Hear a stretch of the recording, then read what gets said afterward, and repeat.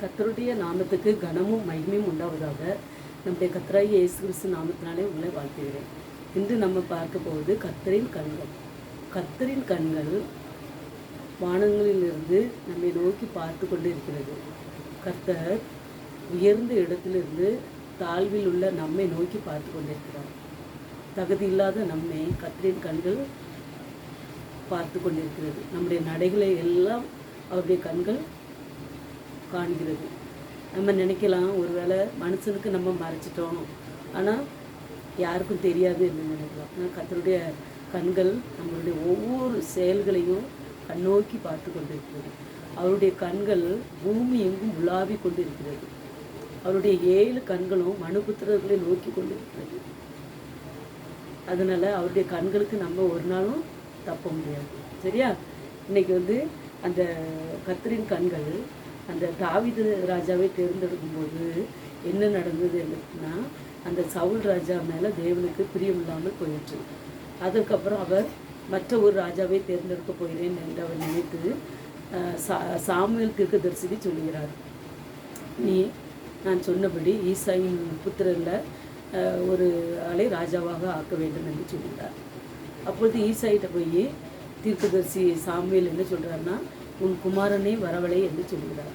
அப்பொழுது அவர் ஒவ்வொருவரையாக கூட்டிக் கொண்டு காண்கிறார். அப்பொழுது என்ன சொல்கிறாரு, கர்த்தர் சாமுவேலை நோக்கி, இவனுடைய முகத்தையும் சரீர வளர்ச்சியையும் பார்க்க வேண்டாம், நான் இவனை புறக்கணித்தேன். மனுஷன் பார்க்கிறபடி நான் பாரேன். மனுஷன் முகத்தை பார்க்கிறான், கர்த்தரோ இருதயத்தை பார்க்கிறார் என்றார். அவங்கெல்லாம் பார்க்க ஆள் வாட்ட சாட்டமாக இருந்தாங்க, ரொம்ப பலமாக இருந்தாங்க. அப்போ அவங்களெல்லாம் பார்க்கும்போது கர்த்தர் சொன்னார், இவர்களை நான் தேர்ந்தெடுக்கவில்லை. அப்போது சாமுவேல் தீர்க்கதரிசி சொல்கிறாரு, இவ்வளோதான் உன்னுடைய புத்திரரா என்று கேட்கிறார்கள். 7 சகோதரர்களும் பார்த்தாச்சு. அப்போ அவங்க தகப்பன் ஈசாய் சொல்கிறாரு, இன்னும் ஒருவன் இருக்கிறான், அவனை ஆடு மேய்த்து கொண்டு இருக்கிறான் என்று சொல்கிறார். அப்போது அவனே வரவழைத்து வா என்று சொல்லும்போது அவன் சிவந்த மேனியும் அழகுள்ள கண்களுமாக இருந்தார். அப்போது கர்த்தர் சொல்கிறார், இவனை அபிஷேகம் பண்ணு, இவர் தான் ராஜா என்று சொல்கிறார். உலக பிரகாரமாக அவர் தகப்பனுக்கு அந்த 8வது மகன் தாவீது பிடிக்காமல் ஆடு மேய்க்க விட்டுருக்கலாம். மற்ற பிள்ளைகளெல்லாம் காட்டுதாரு, எல்லாரையும் யாராவது ஒரு ஆள் ராஜாவாகலான்ட்டு. ஆனாலும் நம்முடைய கர்த்தருடைய கண்கள் தாவீது கரவலாடுகளின் பின்னே அலைந்த அந்த தாவீது ராஜா மேலே நோக்கமாக இருந்தது. ஒருவேளை உலகத்தில் அற்பமாய் நம்ம காணப்படலாம், யாருக்குமே நம்மளை பிடிக்காமல் இருக்கலாம். அதனால் கவலைப்படக்கூடாது. கர்த்தர் அவருடைய கண்கள் நம்மை நோக்கி கொண்டிருக்கிறது. அவர் நம்மை ஆசீர்வதிக்கிற கர்த்தர். நம்மை முன்னும் புறமும் அவர் கண்ணோக்கமாக இருக்கிறார்.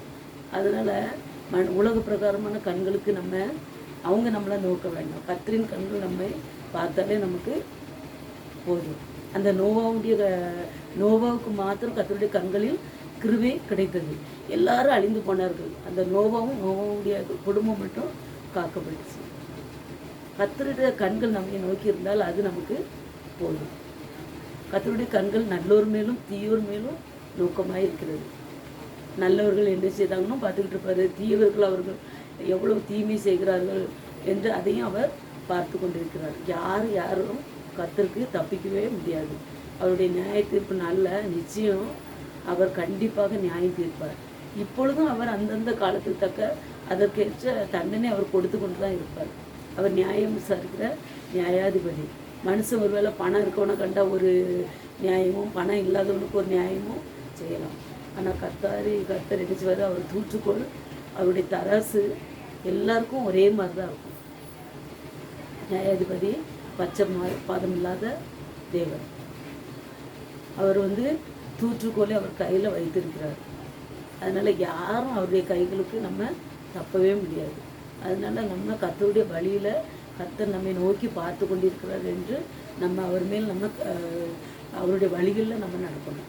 மனுஷனுடைய கண்கள் பொல்லாத கண்கள், பொறாமை, இச்சையின் ஆவி, அப்புறம் யாரையாவது கொஞ்சம் ஒரு ஆள் கஷ்டப்பட்டு முன்னேறி வந்தால் அந்த ஆட்களை ஒரு மாதிரி பார்க்குறது. அன்னைக்கு இருந்ததை பாருங்கள், இன்றைக்கி அவன் எப்படி இருக்கான்னு பாருங்கள், ஏளனமாக பேசுறது. யாராவது பாவம் செய்து அவர்கள் கெட்டு கர்த்தருடைய இரத்தத்தினால கழுவப்பட்டு அவருடைய வழியில் நடக்கும்போது ஆலயத்துக்கு ஒழுங்காக போனால் பாரு அவன் எப்படிப்பட்டவன், எவ்வளோ அநியாயக்காரன், எவ்வளோ பாவி அவன், இன்றைக்கி ஆலயத்துக்கு போகிறத பாருங்க, இவெல்லாம் பைபிளை தூக்கிட்டு போக வேண்டியதான் அப்படின்னு சொல்கிறவங்க இருக்காங்க. ஆனால் கர்த்தர் வந்து நம்முடைய உள்ளத்தின் ஆழங்களை அறிந்திருக்கிற தேவன். அவர் ஒருபோதும் அவர் பாவியை நேசிக்கிற தேவன். பாவத்தை தான் அவர் வெறுக்கிறார். அதனால் மனுஷனுடைய வார்த்தைகளை கேட்கவே கூடாது. நம்ம கர்த்தருடைய வழியில் நம்ம தொடர்ந்து நடக்கணும். ஏன்னா நியாயாதிபதி அவர். பரலோகத்தில் நம்முடைய பரலோகத்துக்கு நம்ம போனோம்னா கர்த்தருடைய வழியில் நம்ம நடக்க வேண்டும். இந்த உலகத்தை பார்த்தோம்னா நம்ம கீழே விழுந்துருவோம். கலப்பையில் அவன் என்ன கலப்பையில் கை வச்சுட்டோமா முன்னையும் பார்க்கக்கூடாது, பின்னையும் பார்க்கக்கூடாது. நம்முடைய வழியில் தான் போயிட்டே இருக்கணும்.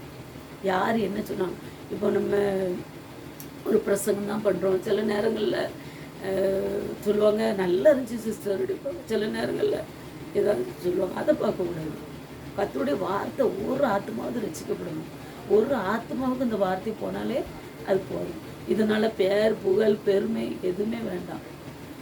கர்த்தருக்கு மாத்திரம் நம்ம பயந்து, கர்த்தருடைய கண்கள் நம்ம மேலே நோக்கமாக இருக்கிறது, அவருடைய வார்த்தையை நம்ம சொல்லணும். கர்த்தர் நம்மை ஆசீர்வதிக்கிற தேவன். அவர் ஒருபோதும் தள்ளாட போட்டார். அவருடைய வார்த்தையை சொல்லும்போது அவர் சொல்லியிருக்கிறல்ல, என்னுடைய நாமத்தை நீங்கள் சொல்லுங்க என்று சொல்லியிருக்கிறார். மற்றவர்களுக்கு முன்பாக என் நாமத்தை சொல்லுங்கள், பிதாவின் முன்பாக நான் உங்களை கனம் பண்ணுவேன் என்று சொல்லியிருக்கிறார். அதனால் மனுஷனுடைய வார்த்தைகள் வந்து அது குத்துகிற வார்த்தைகளாக காணப்படும். இந்த வாழைப்பழத்தில் ஊசி இறக்குன மாதிரி சிலவங்க பேசுவாங்க, நல்லா பேசுன மாதிரி பேசுவாங்க, இடையில சில வார்த்தைகள் அப்படி குத்திரும் நம்மளை. அந்த வார்த்தைகளெல்லாம் நம்ம கணக்கில் எடுத்துக்கிடவே கூடாது. நம்முடைய தேவனுடைய வழியில் நம்ம தொடர்ந்து, இதில் எவ்வளோ புயல் வந்தாலும் சரி தான், பவுலுக்கு வராத சோதனையாக நம்மளுக்கு வரப்போகுது. அவர் எத்தனை நேரம் அடிபட்டார், சிலையில் இருந்தார், அவர் எத்தனை நேரம் நாடு கடத்தப்பட்டார். அந்த பவுல் அப்போஸ்தலருக்கு வரக்கூடிய பாடம் நம்மளுக்கு வரப்போகுது ஒன்றுமே இல்லை. அதனால் இதெல்லாம் ஒரு பெரியதாக நினைக்காதபடி கர்த்தருடைய வழியில் நம்ம தொடர்ந்து நடக்கணும். அதனால் அந்த மாம்ச கண்கள் பொறாமை ஐஸ்வர்யத்தில் வந்தோடனே பழையதெல்லாம் சிலவங்க மறந்துடுவாங்க. அவர்களே மாதிரி ஈக்குவலாக இருக்கவங்கள்ட்ட தான் பழகுவாங்க. ஆனால் அந்த நம்ம முதல்ல எப்படி இருந்தோம் அதை பற்றி அவங்க கொஞ்சம் கூட கவலைப்பட மாட்டாங்க. அதனால் நம்ம வந்து எதையுமே நம்ம உலக பிரகாரமான மாம்ச கண்களுக்கு நம்ம சிக்கி கொள்ளாதபடி ஆவிக்குரிய நம்முடைய கர்த்தராகிய இயேசு கிறிஸ்துவினுடைய கண்களுக்கு நம்ம அவருடைய கண்களில் நம்ம எப்பொழுதும் காணப்படுகிறவர்களாக நம்ம காணப்பட வேண்டும். சிலுவை நாதரேசுவின் பேரொளி வீசிடும் தூய கண்கள் என்னை நோக்கி பார்க்கின்றன, தன் காயங்களையும் பார்க்கின்றன. என்னை நோக்கி பார்க்கின்றன, தம் காயங்களையும் பார்க்கின்றன. அவர் சிலுவையில் அறையப்பட்டிருக்கும் போது அவருடைய கண்கள் வந்து நம்மை நோக்கி பார்த்து கொண்டிருக்கோம். ஒரு பாவம் அறியாத நம்முடைய கர்த்தராகிய இயேசு கிறிஸ்து அவர் என்ன பண்ணார், சிலுவையில் அறையப்பட்டார். அதனால் அவருடைய காயத்தின் தழும்புகளை நம்ம, அவருடைய காயம் ஆறிட்டு அவருடைய தழும்புகளை நம்ம பார்க்கணும். என்னுடைய மிருகநிமித்தம் அவர் காயப்பட்டு நம்முடைய அக்கிரமத்தை அவர் நொறுக்கப்பட்டார். நமக்கு சமாதானத்தை உண்டு பண்ண ஆக்கினி அவர் மேல் வந்தது. அவருடைய தழும்புகளால் நம்ம குணமானோம். அதனால் அவருடைய தழும்புகள், அவர் காயப்பட்ட அந்த காயத்தை அதை நம்ம சிலுவை மாத்திரம் நம்ம நோக்கி பார்க்கணும். அப்பொழுது அந்த இயேசுடைய கண்கள் நம்மை நோக்கி பார்த்து கொண்டே இருக்கும். நம்முடைய பிள்ளை எவ்வளோ கஷ்டத்துலேயும் நம்மளுடைய நாமத்தை சொல்லுகிறார், எவ்வளோ கஷ்டத்துலையும் அவள் நம்மை விடாது பற்றி கொண்டிருப்பார் என்று அவர் நம்மை ஒருபோதும் கைவிட மாட்டார். அந்த பஞ்ச காலத்தில் ஒருவேளை அந்த விலைவாசி நிமித்தம் எத்தனை பேரும் கர்த்தர் ஒருவரையும் பட்டினியாய் போடுகிற தேவன் அல்ல. ஒருவேளை பஞ்ச காலத்தில் என்ன செய்வார், கர்த்தருக்கு பயந்தவர்களை உயிரோடு காக்கவும் கர்த்தருடைய கண்கள் அவர் மேல் நோக்கமாக இருக்கிறது. எவ்வளோ அந்த கொரோனா நேரத்தில் பாருங்கள், எத்தனை பேர் வேலை இல்லாமல் ஊழியக்காரங்க எத்தனை பேர் கஷ்டப்பட்டுருப்பாங்க. ஆனாலும் ஒரு நாள் அவங்ககிட்ட கேட்டு பாருங்கள், பட்னியாக இருந்திருக்க மாட்டாங்க. ராஜ சாப்பாடு அவங்களுக்கு கிடைத்திருப்போம். அதனால் அவர் பஞ்சத்தில் உயிரோடு காக்குவதற்கு அவருடைய கண்கள், கர்த்தருடைய கண்கள் நோக்கமாக இருக்கிறது, காக்கும் கண்கள். அதனால் நம்முடைய கர்த்தரின் கண்களை நம்ம நோக்கி பார்த்து கொண்டே இருக்க வேண்டும். உலகத்தின் கண்களை பார்க்கக்கூடாது, கர்த்தருடைய கண்களை நம்ம நோக்கி பார்க்க வேண்டும். சரியா? இப்பொழுது நம்ம வந்து தாவீது ராஜா சொல்லியிருக்காரு, என்னுடைய கருவை உடைய கண்கள் கண்டது.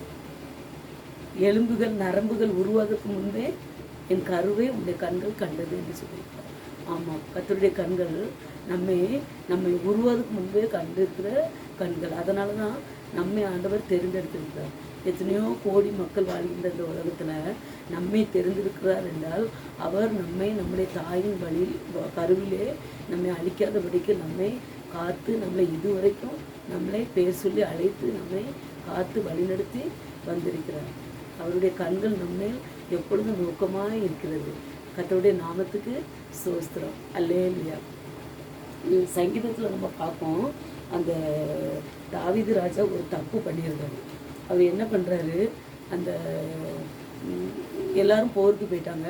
அவர் வந்து அந்த உப்பரிக்கையில் நின்று இருக்கும்போது அந்த பத்சேபாள் அவங்க வந்து குளித்து கொண்டிருக்காங்க. அதை பார்த்த உடனே தாவீது ராஜாவுக்கு அந்த பாவ கண்கள், அந்த இச்சையின் கண்கள் வந்துட்டு. அப்போ அவர் என்ன பண்ணுறாரு, அவர் வந்து உடனே அந்த சிறு யார் அப்படி என்று கேட்டு உடனே அவரை கூப்பிட்டு, அந்த ராஜாவுடைய சொல்ல அவங்க வந்து தட்ட முடியாது. அப்போ அவங்க வந்து உரியாவின் மனைவி என்று தெரிஞ்சிச்சு. உரியா வந்து போருக்காண்டி போயிருக்காங்க, யுத்தத்துக்கு போயிருக்காங்கன்னு தெரிஞ்சோம். அந்த பத்சேபாளை கூப்பிட்டு அவர் என்ன பண்ணார், பாவம் பண்ணியிருக்காரு. அந்த பாவம் பண்ணோன்னே அவர் வந்து அந்த பாவம் பண்ணது மட்டும் இல்லாமல் அவர் என்ன பண்ணார், அந்த அவருடைய அந்த பத்சேபாளுடைய கணவர் உரியாவே என்ன பண்ணார், போர்க்குளத்தில் வேணுக்குன்னே முன்னே நிறுத்தி அவரை அழிக்கவும் செய்தார். அவர் நினச்சாரு இது யாருமே நம்மளை பார்க்கல அப்படின்னு நினச்சாரு, அப்படி தானே. ஆனால் கர்த்தர் நாத்தான் தீர்க்கதரிசி மூலமாக ஒரு ஓமையை சொல்லி, ஒரு எளியவன் இருந்தால் அவனுக்கு ஒரு ஆடு இருந்தது.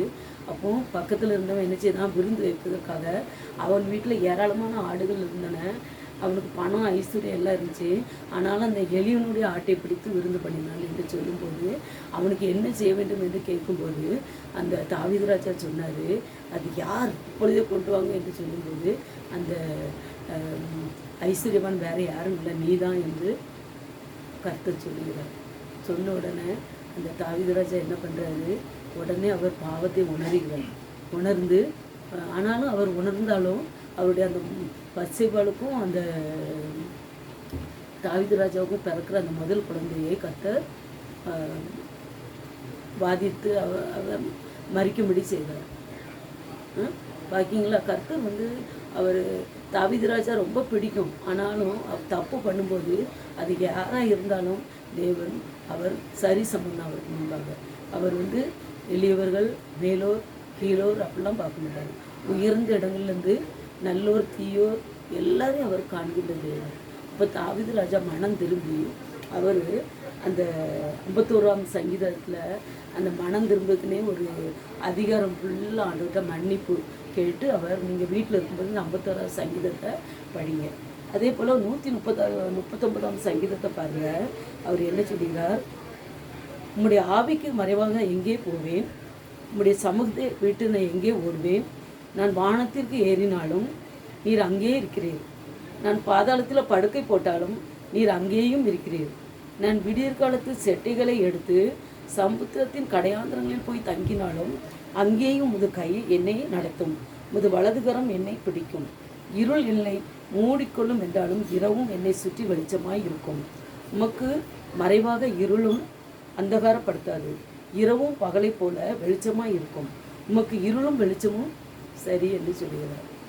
பார்த்தீங்களா, நம்ம என்ன தப்பு பண்ணிட்டு நம்ம எங்கே போய் எந்த நாட்டை விட்டு ஒருவேளை அரசாங்கத்தினால அவங்க தப்பு பண்ணவங்க அப்படின்ட்டு ஒருவேளை கண்டிக்கப்பட்டு அவங்கள பிடிக்கணும்னு இருந்ததுன்னா நாட்டை விட்டு ஓடிடுவாங்க, நம்ம தப்பிச்சிடலாம் அப்படின்ட்டு. உயர்ந்த அதிகாரி முதல் அந்த உயர்ந்த பதவியில் தேசத்தின் முதல் அதிகாரியிலேருந்து கடைசி குடிமகன் வரைக்கும் எல்லாருக்கும் ஒரு நீதி தான். ஒருவேளை இந்த உலகத்தில் இருக்கவங்க தண்டனையிலேருந்து ஒருவேளை பணம் கொடுத்து தப்பிச்சிடலாம். ஆனால் இந்த பரம தகப்பனுக்கு முன்பாக யாருமே தப்பிக்க முடியாது. நம்ம வந்து அந்த எங்கே போய் பதுங்கி கடலுக்குள்ளே நீர்மூழ்கி கப்பலில் போய் அங்கே போய் பதுங்கி இருந்தாலும் கர்த்தர் கண்டுபிடிச்சி விடுவார். நம்ம வானத்தில் பிளெயினில் போய்கிட்டு இருந்தாலும் அவரும் அங்கேயும் கண்டுபிடிச்சிடுவார். அதே போல் நம்ம எங்கே போய் அந்தரங்கத்தில் நம்ம ரூமை பூட்டிக்கிட்டு அங்கே போய் படுத்திருந்தாலும் அங்கேயும் கர்த்தர் அறிவார். ஒருவேளை உலகத்து மக்கள் நம்மளை பார்க்கல, யாருமே பார்க்கல என்று நினைக்கலாம். ஆனால் நம்முடைய ஒவ்வொரு பாவங்களையும், நம்முடைய அக்கிரமங்களையும், நம்முடைய ஒவ்வொரு செயல்களையும் கர்த்தர் கண்ணோக்கமாய் பார்த்து கொண்டே இருக்கிறார். அதனால நம்ம என்ன செய்யணும்? கர்த்தர் பார்க்கவில்லை, நம்ம இஷ்டப்படி நடப்பா என்று இருக்கக்கூடாது. அவருடைய கண்கள் நீதியின் கண்கள், அவருடைய கண்கள் நம்மளை ஆராய்ந்து அறியும் கண்கள்.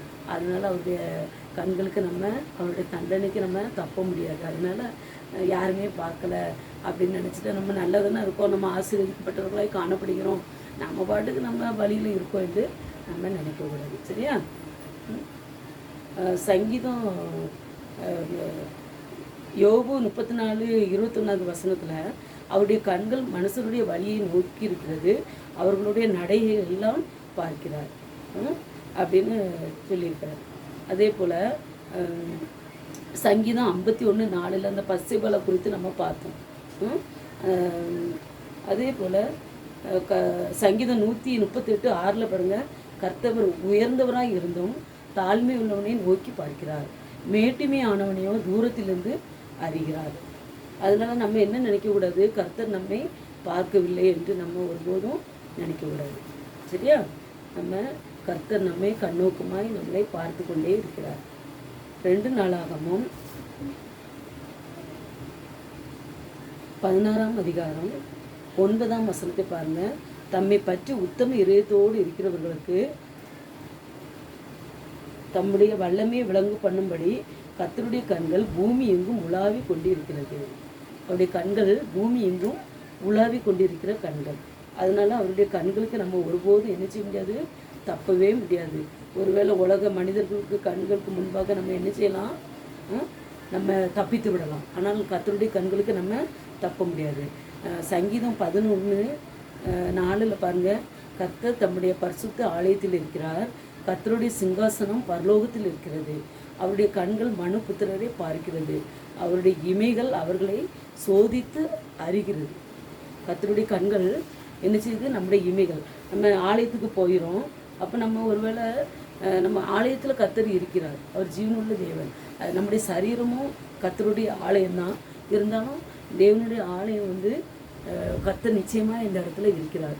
அப்போ நம்ம அந்த ஆலயத்தில் போய் நம்முடைய மன கஷ்டங்கள் எல்லாம் நம்ம சொல்லி அழும்போது, அண்ணால் ஆலயத்தில் போய் சொல்லும்போது அவருடைய அங்கலாய்ப்பை எல்லாவற்றையும் தேவன் நினைச்சதாக மாற்றினார்.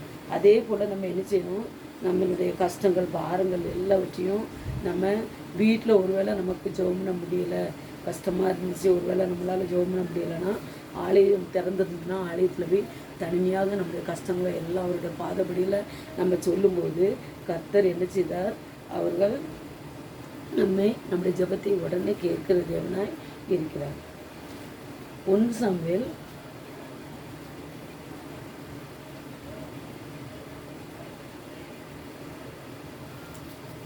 10 கண்கள் ஆராய்ந்து அறிகிற கண்களாக இருக்கிறது. அவருடைய கண்களுக்கு மறைவானது ஒன்றுமே இல்லை. அந்த சாலமோன் ராஜா கர்த்தருக்கென்று ஒரு ஆலயத்தை கட்டினார். அப்போது அந்த ஆலயத்தை அவர் பிரதிஷ்டை பண்ணும்போது கர்த்தர் என்ன செய்தார்? அந்த ஆலயத்தை 1 சாமுவேல்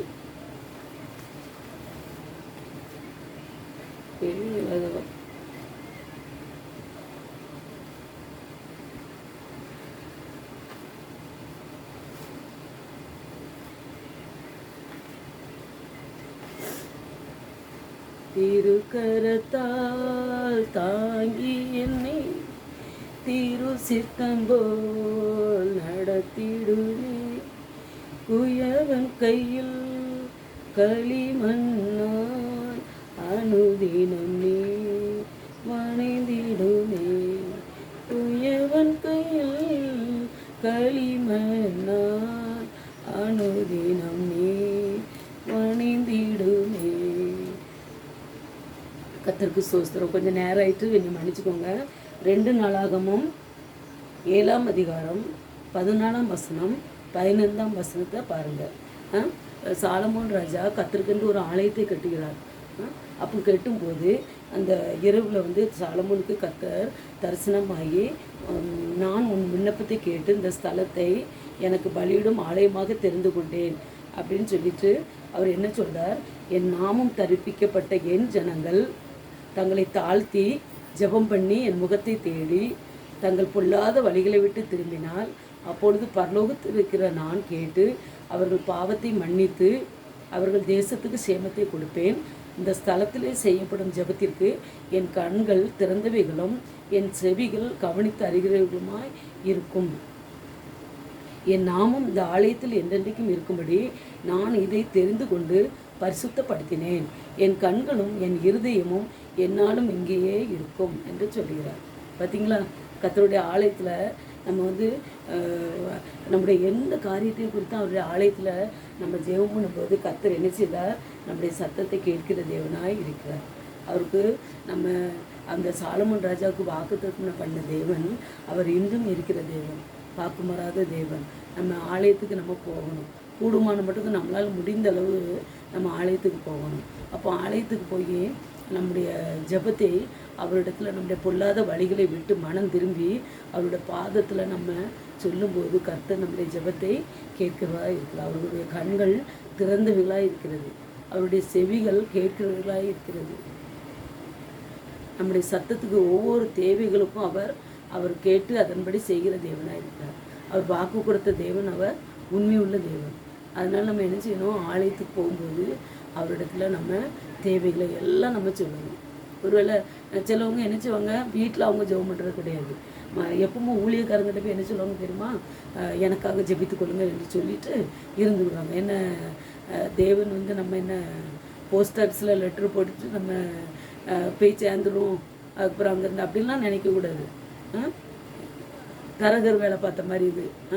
நீங்கள் உங்கள் தேவைக்கு நீங்கள் ஜெபம் பண்ணுங்க. சிலவங்க நினைப்பாங்க நம்ம ஊழியக்காரங்கிட்ட ஜெபம் பண்ண சொல்கிறது தப்பு கிடையாது, ஆனால் நம்மளும் நம்ம விசுவாசத்தோடு ஜெபிக்கணும்.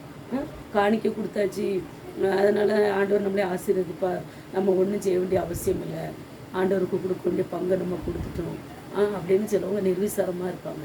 ஆனால் ஆண்டவர் என்ன செய்தார்? அவர் பலியை அவர் விரும்புகிற தேவன் அல்ல.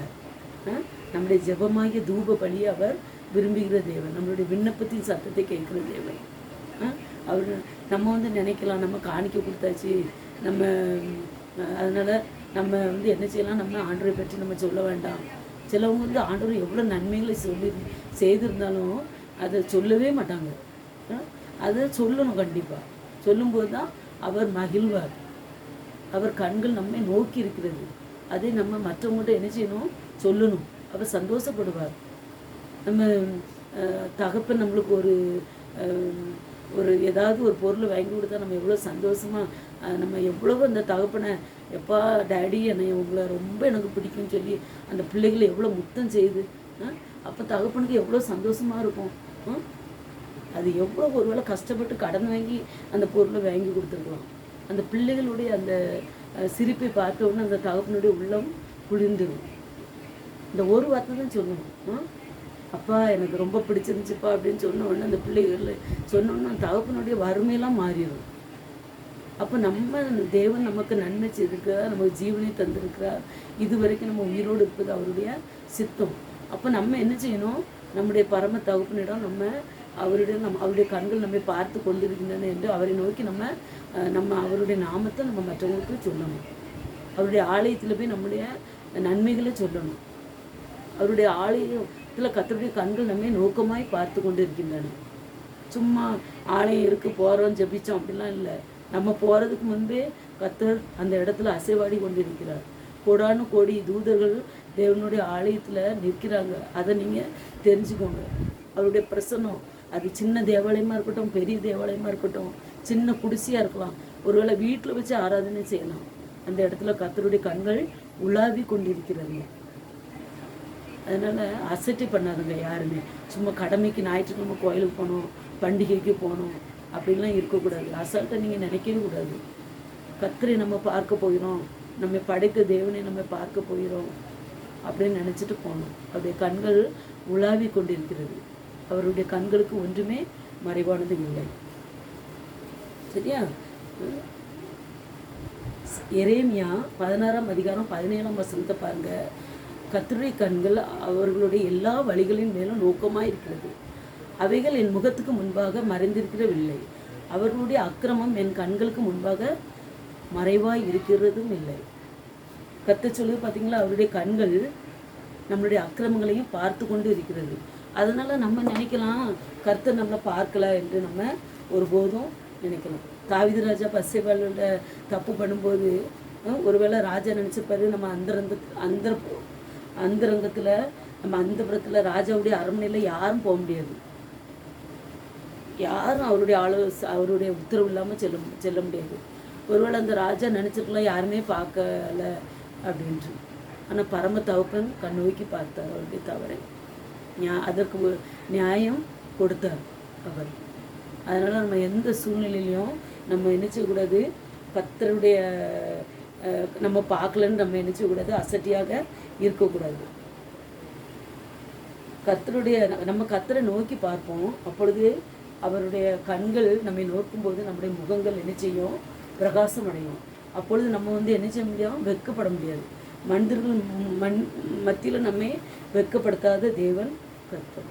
ஒரு அந்த ஜானட் சாந்திங்கிற ஒரு சகோதரி ஒரு பாடல் படிச்சிருப்பாங்க. அந்த பாடலை நான் சொல்லலை, ஆனால் இயேசுனுடைய கண்களை பற்றி அவ்வளோ அழகாக சொல்லியிருப்பாங்க.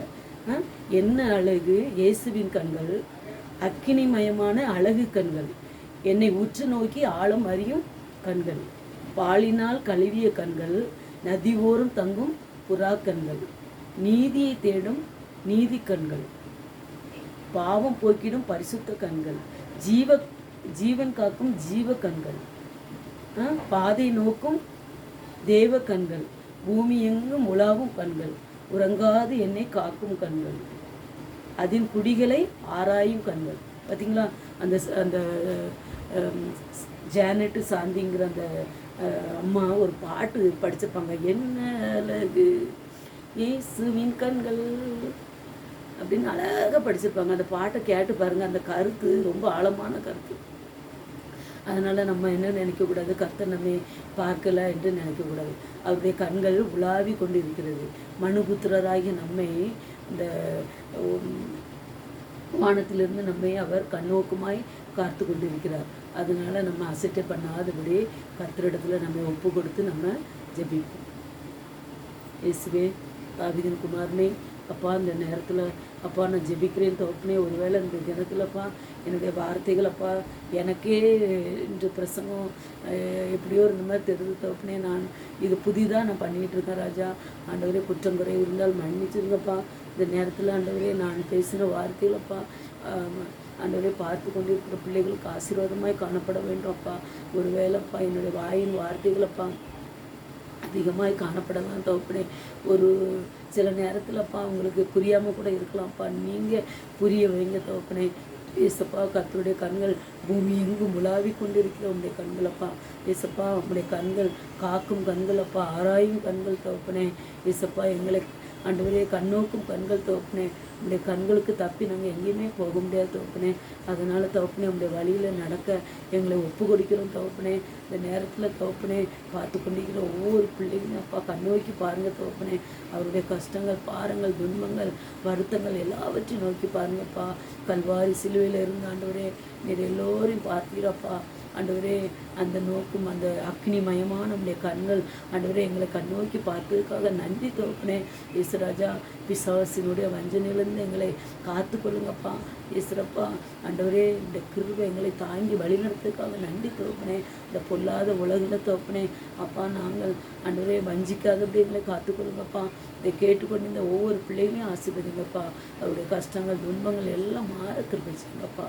இந்த கண்களை எங்களையே நோக்கி கொண்டிருக்க கிருபை செய்யுங்க. பெரிய நாமத்தினால் ஜெபிக்கிறேன் பிதாவே. ஆமென், ஆமென்.